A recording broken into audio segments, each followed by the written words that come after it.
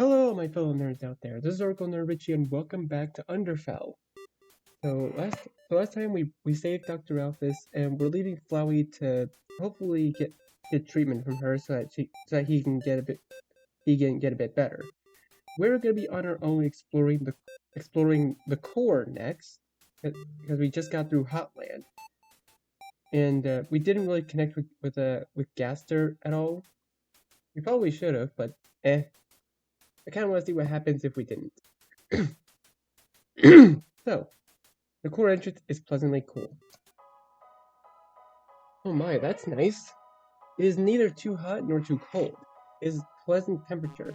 When you enter the core slash city entrance through the double doors, it's so lovely that it brings an immediate smile to your face.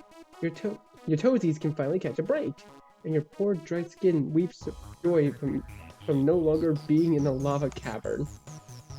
There's a glistening fountain at the entrance with some monsters mingling around it. The group is paved with a well-maintained purple brick road. There are streetlights all over, each casting a soft violet-red glow. A glance up shows a tall, very tall ceiling with what looks to be hanging houses. You can see monsters with wings flying up to the buildings. Some of them have feathery wings, some of them just insect wings. You even see a beautiful pair of butterfly wings that leave behind a dusty trail with each flap. The first building you see is something with a sign that reads MTT Resort and Spa. Their brick road splits off in the right and left side of the building where you see even more buildings. You can get a good look at all of them, and yet you can't get a good look at all of them yet. It definitely feels like you've entered the city in a cave, a magical city. There are many more monsters around than Snowden. You see them coming and going down the paths. Groups of them rotate in and out of NCT Resort and Spa. They remind you of people, regular people going about their day. Perhaps they're on their way to work, home, or to meet up with friends. For the first time since your journey, there is no silence. You hear people, monsters, talking, laughing, and swearing. You hear shouts, yells, screams, and everything in between. You see teenagers jostling and heckling one another. Regularity. You want to say it's nice. You want to say it makes you happy. It almost does, but you've been here long enough. You know better. You compare what you see to what you've seen in a human city. The difference is palpable. They laugh because they have to. Again, you'd think yourself how frustrating it must be. There is no real wind here. The air is stagnant. There is no sunlight. The atmosphere is cold and disquiet. There is no freedom. Everyone and everything is restricted. The city is as charming as it is stifling. The air is stale, well worn, and used. The city is dully colored and an endless repeat of purple, red, and black. You see no vents nor sewer systems. You doubt it rains here. It is a magical city filled with powerful monsters who breathe wonder and magic. It is a sad city filled with trapped people who have not seen sunrise in centuries. You are told this world is kill or be killed. You don't believe it's necessary. The barrier stays by their own design. They can choose to be free, but they are aware they have that. But are they aware they have that choice? Human. Two monsters in black and red armor approach you. They are tall, muscular, and imposing. Their armor is styled like knights of old, and they each carry a trident. You can conclude that they are from the Royal Guard, as their outfits do remind you of Papyrus and Undyne. The first one approaches you and said, "You, are Richie?" You confirm you are. You introduce yourself. "We were, ordered to keep an, eye on you?" Explain the other guard. Undyne and Papyrus said not to kill you, and, unless you act aggressively. You reassure them you have no intention of doing that. They each give a thumbs up. You beam and return the gesture. "What?" There's a shrill voice. You and the two guardsmen are approached by a group of monsters ranging from a cat-like monster to a mini volcano monster and several bat-like monsters. I know the volcano monster is it's like Vulcan? I think that's her name, right? Vulcan? A cat-like monster? The closest I can think of is the closest I can think of is cat. Yeah, unless it's supposed to be Temmie? If it's Temmie, I swear to God. Temmie gonna get ghetto on my ass. So, the cat monster growled. You're letting a human go? What if it attacks us? Humanity is our enemy, agrees the volcano monster. We can't trust it. Arrest it, at least. Tut tut. What have we here? All the monsters turn to the new voice. The monster speaking looks like a humanoid robot. Ah, it's good old Mettaton. He has black hair that has been greased back, 2 pairs of yellow eyes, and 2 pairs of yellow eyes? Wait, what? He's got 4 eyes in this universe? 2 sets of arms, and wears neon pink knee-high spandex boots with heels. And black spiky pants. Well, he has tall black shoulder pads, he wears neon pink and yellow gloves, and has broken heart belt around his waist. His smile is wide and reminds you of how a news anchor smile on TV. Not sincere, but not mean either. Mettaton! Exclaims the volcano monster. Oh my stars, it's such an honor! Can we get your autograph? Asks the bat monster. Of course, says Mettaton. But it'll have to be later, dearies. Mettaton turns to you and winks.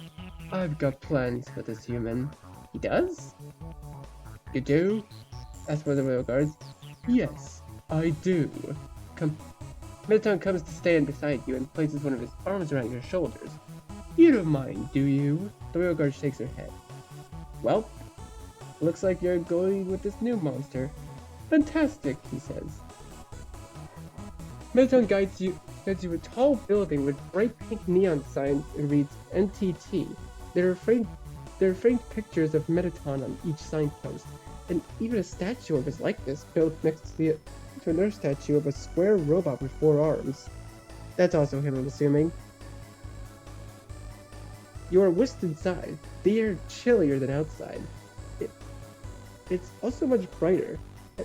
You have become accustomed to comfortably dim streetlights, so the bright white lights momentarily blind you. You blink several times to help your hazel eyes adjust. Mettaton does not wait for you to adapt. He continues to usher you inside with a loud, "Mind the step, darling."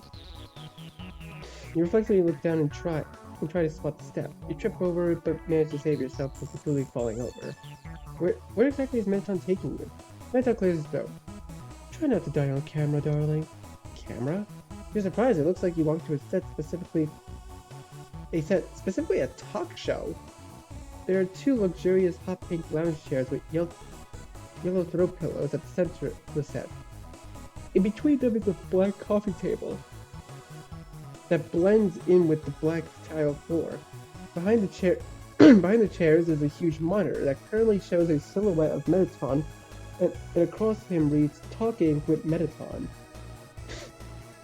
Outside the set, you see a crew of monsters. There are many cameras, computer stations, and even a little buffet off the side. If that buffet has boneless honey barbecue wings, I'm going ham on it. You recognize one of the monsters. It's Napstablook. You smile and wave at Napstablook. The ghost's mouth wobbles before they smile back. You notice they have a pair of headphones on, and they are around several microphones. Maybe they manage the sound design? This sounds like a fun job. Welcome to my show, says Mettaton. Mettaton, sir? One of the monsters approaches and gives you a wary look. Change of plans, everyone, says Mettaton. Tea time is cancelled. There's a collection of awes from the crew. Many hang their heads. You notice a few of them are wearing shirts with a picture of Mettaton sipping tea, and it reads, "Mettaton knows all the tea."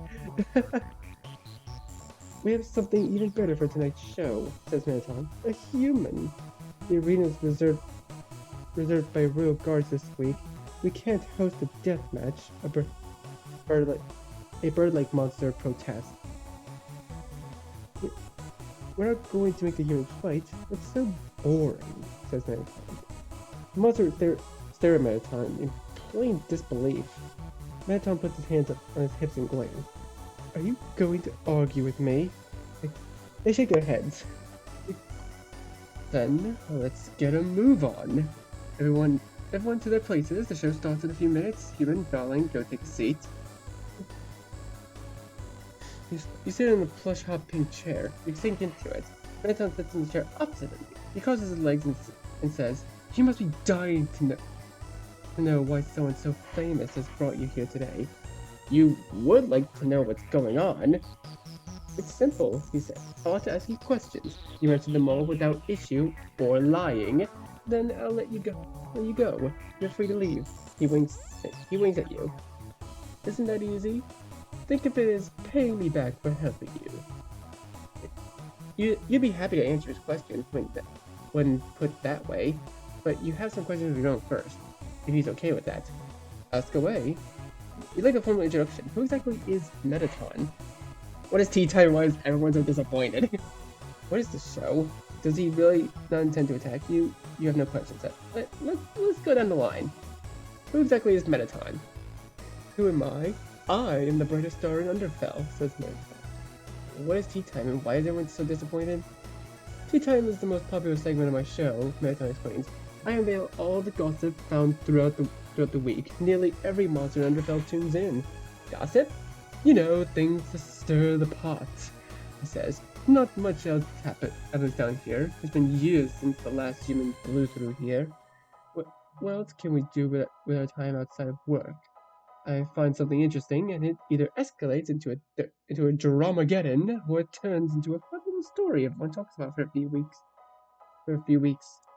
Dramageddon?" Marathon's expression lifts. His whole posture shifts into a perky cheer.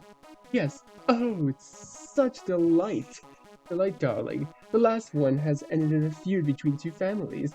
They're still fighting. The Royal Guard have had to intervene several times to keep them from dusting each other." Marathon shrugs. "Not that it stopped at first. Dusting? Dying," he says flatly. His expression is stiff. He smiles and nonchalantly continues. "It's kill or be killed world down here. As King Askel only wants the strong to survive and populate. The Royal Guard do what they can to protect, but if a monster dies in spite of their protection, then they're..." Mettaton glances away from you. "Not worth the food." Your heart clenches at that. His outward appearance and body language convey apathy. But you don't think that's the case. Your soul quivers from his words. You don't need to die by his hands or to hear his true thoughts. He doesn't want anyone to die. You reach out a hand and place it over top one of his in a comforting manner. You tell him that you're sorry to hear that, and you hope it doesn't happen again. Mettaton stares at your hand for several seconds, plainly surprised. He forces a smile and pats your hand. "That's sweet of you to say, darling.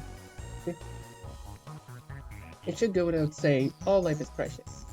What is this show?" "This," Mettaton exclaims with all four of his hands raised, "is my show. Talking with Mettaton. There's no one talk show in all of Underfell, mostly because it's the only one." "The only one? What other shows were there? Or are there?" Mettaton rolls his eyes. "Brutish ones. They're in a tournament hosted by the Royal Guard every year. There's a tournament hosted by the Royal Guard every year to rank the strongest. In between that, there are fighting shows for the civilians to join in. A lot of them. They're all basically clones of one another, but with a few differences, like handicaps used or a timer in place. The most popular one right now is monsters fighting over the lava pits. There are some dramas. The biggest one airing is about the mafia and gang fighting. And I also host a delightful cooking show with Miss Muffet. And I do music competitions. All of my shows do the best in ratings, by the way. Listening to Mettaton, it sounds like his shows are the only non-violent ones, excluding inciting dramageddons." "Yes," he says. "He must be a pacifist like you." His smile shrinks. "I'm sorry to say my hands aren't squeaky clean. The last human who came through here really flipped my switch." "Oh. Well, anyone can change. Maybe he can be a pacifist now?" He seems surprised by your reasoning. "You really think that?" "You do. Anyone can become a good person." I'm a good person to you? Not a monster?" You shrug. "Monsters, humans, they're all people." Smiles at you. "Does he really not intend to attack you?" Manto's face scorches up in an obvious disdain. Violence is easy to find here. I want to offer the people something different. So no, as long as you play nice, so will I. You will definitely play nice. Something nice is something you're good at. I've noticed. Okay, you have no questions. Then let's begin. Everyone ready? His crew echoes back with a yes. 3, 2, 1, me! Mettaton exclaims. The set lights brighten, and several spotlights are placed on you and Mettaton. It's become difficult to see past the lights. Mettaton shifts in his seat. Hello everyone, Mettaton says with a cheerful drawl. His voice is adjusted a pitch lower. He sounds like a radio star now, albeit with a synthetic edge to it. So like Alistair, right? Yeah, I can definitely see that. I can definitely see that. I won't lie. Mettaton places one hand on your shoulder and the other hand on your arm. Not just any human. I know many of you have heard a little about this human already, especially those with connections to Snowden. Mettaton winks at the camera. So, you know this human is special, a rarity, if you will, which is why we'll be using him to answer some most pressing questions. Questions that not only I have wondered about humanity, but questions you all have sent in. Oh, that sounds like fun. You wonder what the monsters will ask you. One thing before we start our questions, says Mettaton. As you all know, I have connections everywhere, including with the royal scientist, Dr. Alphys. I asked dear little Alfie to whip up something fun a few years back, and today I finally get to test it out. Human, darling, summon that soul of yours for me, won't you? You can do it, can't you? Mettaton presses, his smile widening. I saw it. It's green. You know what they say about that soul color. You shake your head. Green, like spring, a soul built around kindness. From what I've seen, it suits you. You disagree? You had never considered your soul color represented some kind of trait. When you think to yourself, the first thing is stubbornness, integrity, patience, creativity, kindness.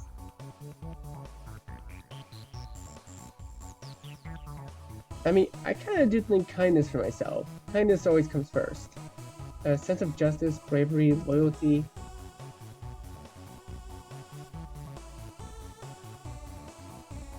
I mean, I'd probably say kindness too, yeah. A curious thought process. It's embarrassingly accurate. You're reluctant to say it out loud, but you see yourself as a kind man. Mettaton clasps all four of his hands together. Well, aren't you going to show it? You hesitate. Oh well, you present your soul. Mettaton gives you a bright smile. Wonderful, darling. Everyone listening in, I'm looking at this human soul right now. It's very bright green. Mettaton extends his hands and hovers it beneath your soul. His palm lights off a soft pink, and you hear some dings. Now, what's your name? You tell me your name.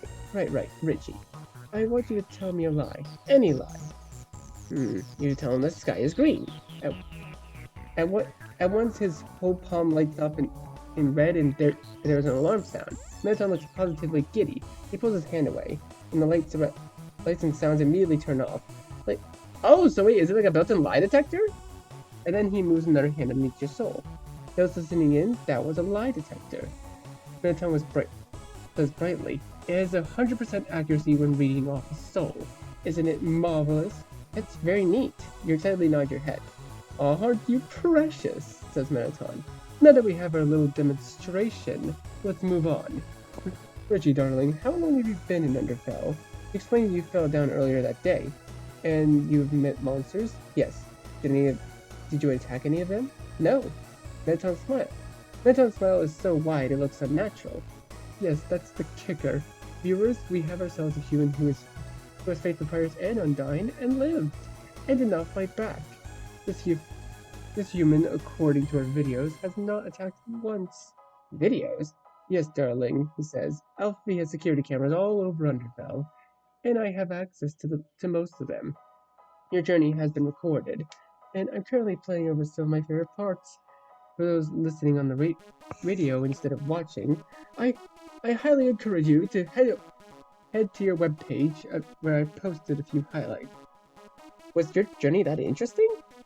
Interesting, he repeats with a little laugh. You're the only human who has survived it without hostility in a kill or be killed world. Your pacifism is fascinating. That's why I wanted you here. I want to understand, not into the camera. And I want them to understand. You realize what this could mean. The opportunity. You sit up straight and you plainly say that it does not have to be a kill or be killed world. Peace is an option. That seems to be exactly what Meton was looking for. Convince us, he says. You take a deep breath and you tell him about the Great War. You tell him about the build-up of the Great War, how humanity turned against one another since the monster kingdoms were sealed. You recite your history lessons with ease because these lessons you can never forget. You tell them about the Great War. You tell them about how it nearly brought humanity to extinction. You tell them how it permanently changed humanity as a whole. You tell them about the peace between the countries. You tell them how much it is treasured. You talk about the festivals, the celebrations, and the joint exercises between governments. You say that the mistakes made cannot be repeated. Humanity has learned its lesson. Meton listens with rapt attention. Explain your personal experiences growing up. Objectively explain what it is like to grow up in the current society. You talk in length about your experiences, adding a new objective, a few objective perspectives. I mean, when in doubt, middle it out. Why not? You say you're not the only human who thinks this way. You say there are others who, if in your place, would do the same. Humanity is tired of fighting. You get the feeling monsters are too. You do not hurt anyone, and you never will. This isn't kill or be killed world. You smile. It's save or be saved. Truly believe that, says Bennett. Not one lie, no hesitation, and for my viewers listening in instead of watching, he's got quite the gaze. Meton leans back, withdrawing his hand from your soul entirely. Enough of the somber mood, he says brightly. Let's move on to the real juicy stuff. What are human movies like? Aha. Oh, horror, rom-com, romance. There's a lot of options. I mean, when it comes to movies, personally, I love horror movies. It's like one of my favorite, objectively really good types of movies. I just like horror. Horror is just one of my favorite things of all time. Whether it be games, movies, books, comics, anything. I do like rom-coms, romance. I kind of like all sorts of movies. I'm guessing drama movies are like my least favorites. I mean, they're not bad, it's just I guess. I mean, if you like drama movies, nothing against you.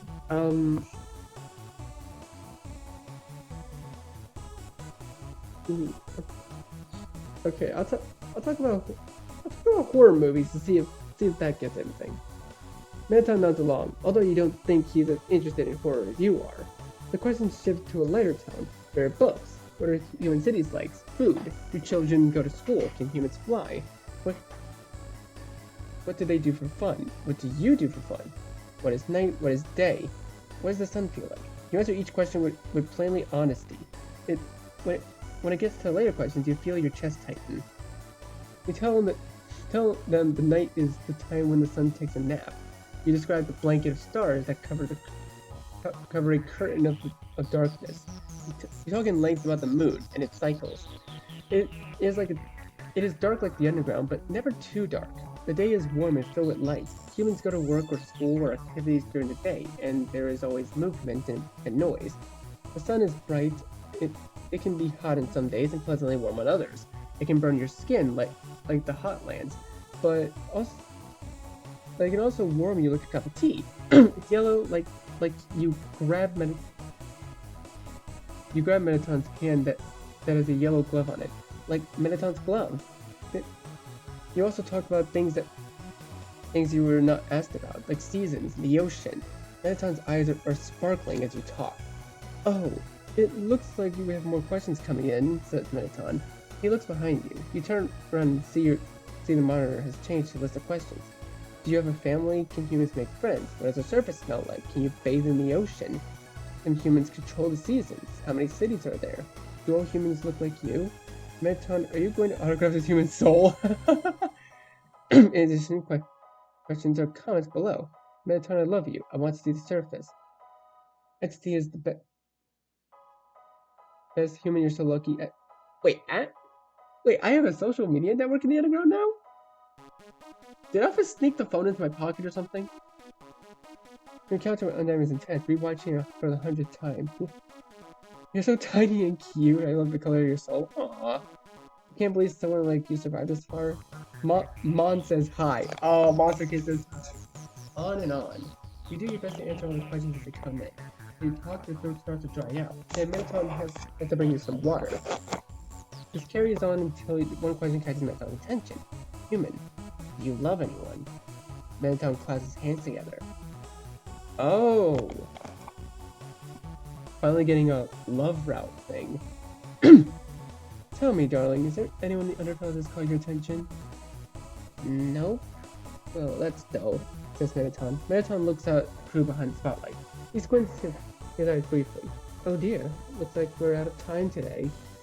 Richie, darling, thank you for coming on. You said you were happy to. Such a dear. Meton pulls your head down and gives you a kiss. Pulls your head down and gives you a kiss on top of the head. It feels like a small static shock.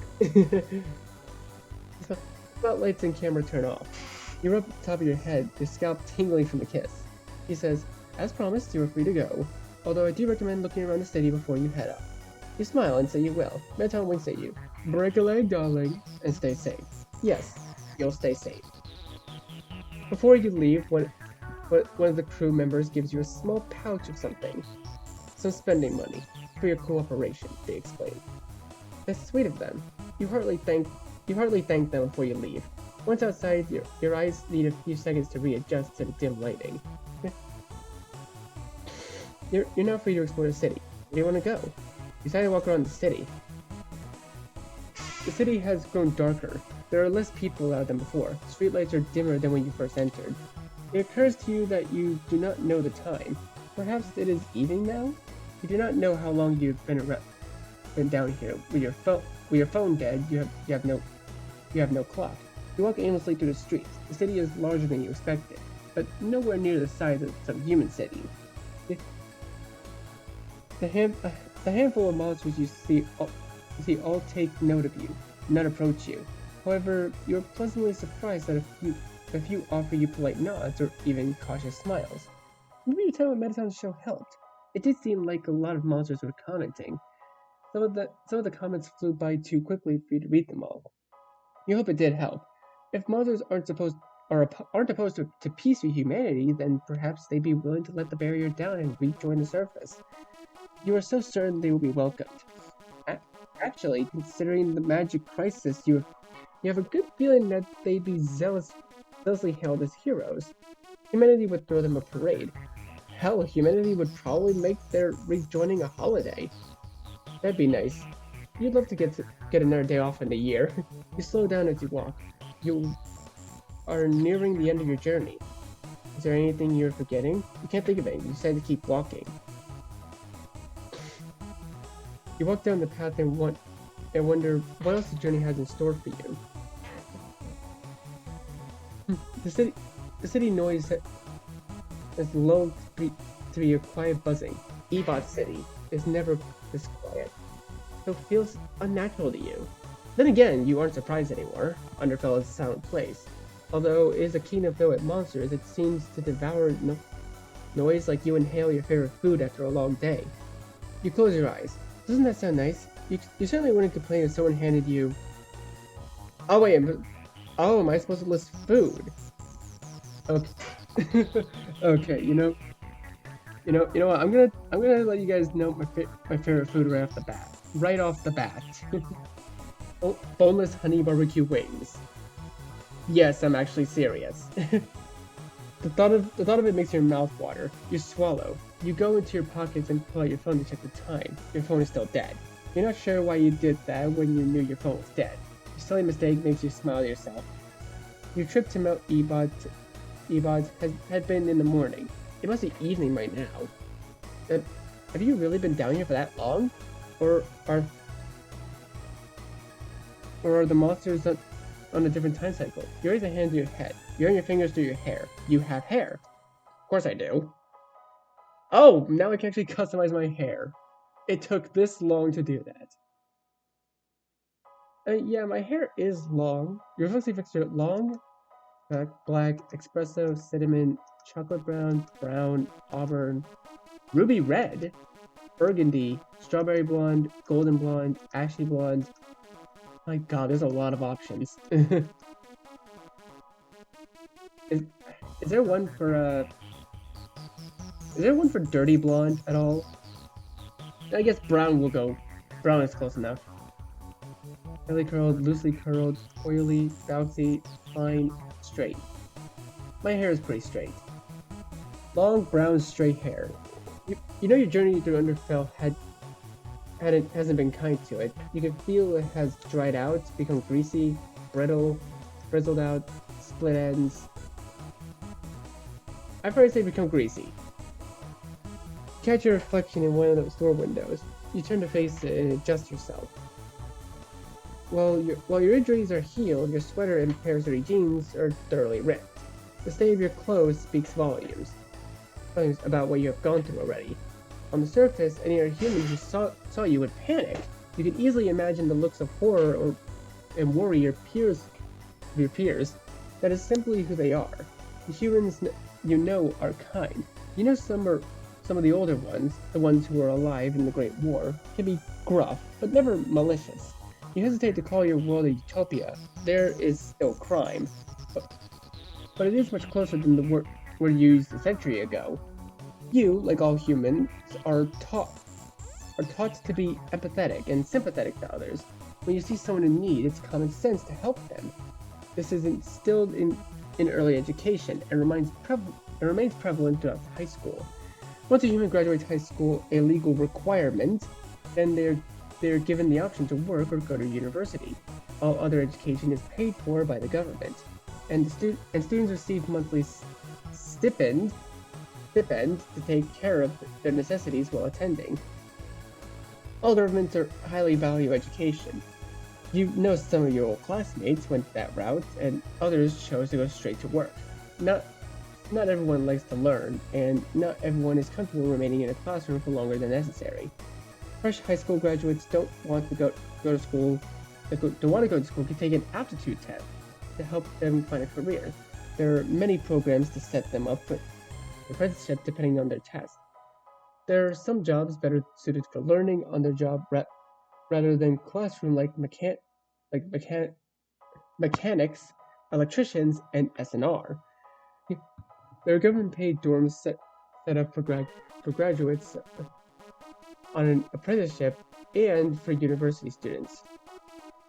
The medical system was overhauled in the Great War II. With humanity nearly going extinct, a lot of medical breakthroughs were required to survive. Machine advancement made it easier and significantly cheaper to synthesize life-saving machines and treatments. Things like insulin, salbutamol, terbutulin, I have no idea how to pronounce that word, and AEDs are essentially free. In the past 10 years, there was a push for mental health to be covered in the healthcare system as well. It went through, and now citizens prescribed medication by psychiatrists will either receive it for free or half price, depending on how bad the condition was, as you understand. There was not much need for military anymore after all. Most of the money that went to maintaining and growing the military was repurposed to cover education and medicine. The countries have military, but it's mostly for show. Every other year there's a friendly competition between the countries where they do mock battles.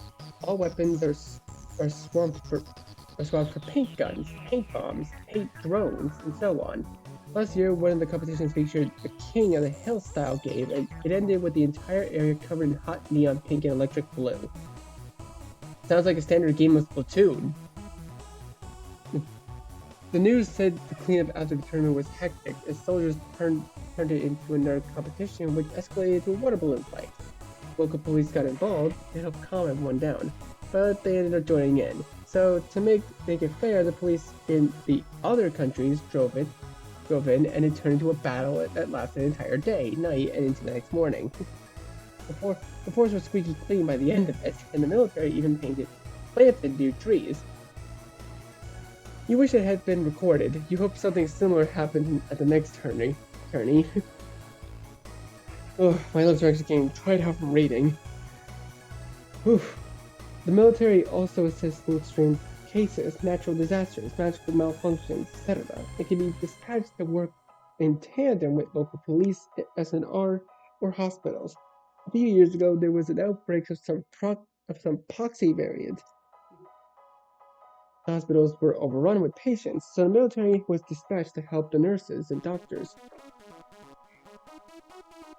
You remember the hospital giving out the government a heartfelt thank you at the end because of their help prevented the nurses and doctors from getting burned out or collapsing from exhaustion. This was the world you had grown up in. It is common sense to help others in this world. It is, as you thought previously, not perfect. Murder still exists. Thievery happens. Some humans are born broken. Survivors of destroyed countries resent the countries that made it out of the Great War. Centuries of hate does not dissipate easily, especially when it is passed down from generation to generation. But they are the minority. You realize you have been staring at your reflection for some time, trying to tidy up your black sweater. You wince when you notice a gaping hole in the sides, revealing your undershirt, bare skin. I don't wear anything underneath, so yeah, bare skin. There's no saving the sweater now. When you return to the surface, you have to discard it. Although you think you want to keep it, if only for the memories. You repurpose the fabric into something else. You'll throw it into the cloth recycle bin. You don't need a sweater to remember what has happened. Yeah, I'll keep it for the memories. Why not?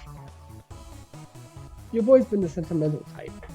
You like the surface, and while your trip to Underfell has not been easy, you do like it here.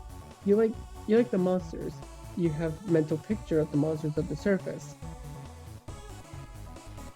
You imagine them seeing the sun for the first time. You perfectly picture their smiles when they feel their first breeze. And oh, when they smell spring flowers and hear the ocean waves, the thought warms even the inside out. You feel a tenderness inside you that cannot be squashed. You want to make their vision a reality. You will make it a reality. You're filled with determination. Human? You're startled by a familiar voice. You turn around to spot Undyne exiting the building. She is carrying a red sack. You smile and greet Undyne. Yeah, says Undyne. She walks to you. Her only visible eye narrowed. She looks you up and down. You got healed. Yes, you did. That's good, she says. She gives her bag to the other hand. You notice it's partially filled with food. I hear you were on MTT. I heard you on MTT. You perk up. They play it in all the stores here when it airs. She gruffly explains. You really believe all that? You definitely do. You sincerely believe monsters and humans could find peace together. Undyne briefly smiles at that. I don't know. You talk a big game, human. You're confident it can be backed up. I'm a warrior. I don't trust in words. I trust in actions. She says, show me you mean it. How? She taps her chest and raises her chin. One punch. You stare at her in disbelief. She wants you to hit her? Yep. One punch.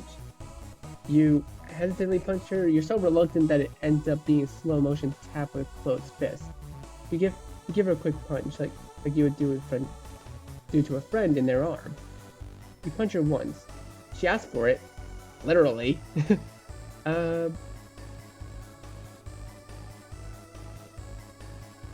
You hesitantly punch her. You're so reluctant that...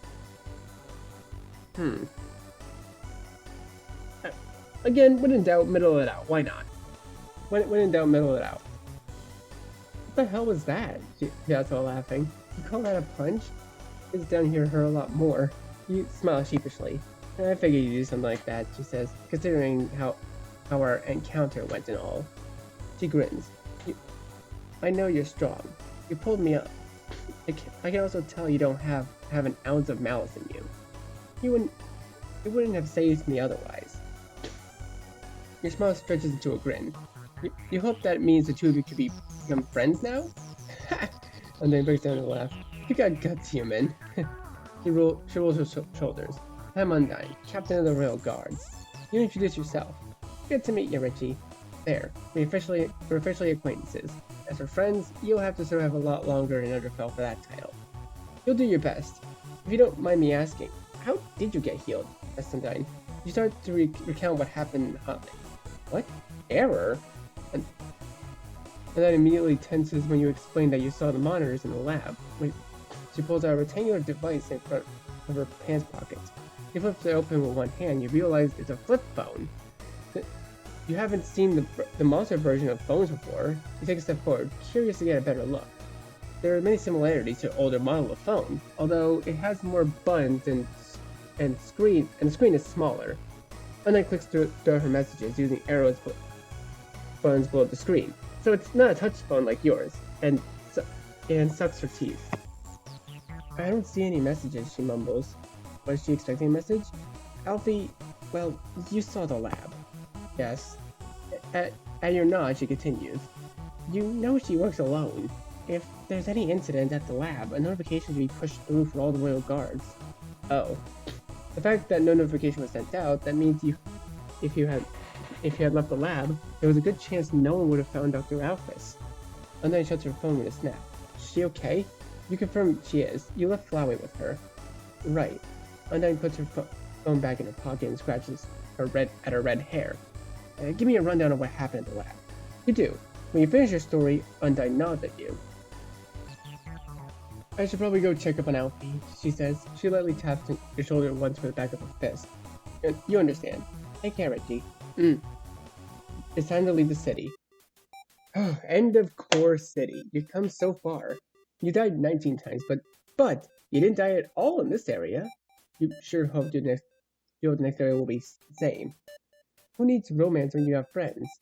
You're on the friendship route. Oh? What? I wonder what this says. Okay, so it says, do I scare you? The gold chain in your pocket feels warm to the touch.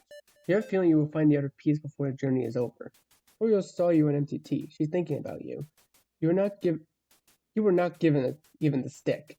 Siren saw you in MTT. She was so inspired your words she wrote a song for you. She can't wait to see you again. Dr. Alphys listened to you in MTT. Her favorite genre is also horror. It made her smile to know you have that in common. I actually didn't know that. Alright, and I think that's actually a good place for us to leave this off on. So, thank you guys so much for watching this video. Be sure to leave a like, comment what you think, share this video with your friends, and be sure to subscribe and click the bell so you don't miss a single notification. I'll see all of you in the next video. Goodbye. You say you wanna try, but you never do. Sugar, there's a reason.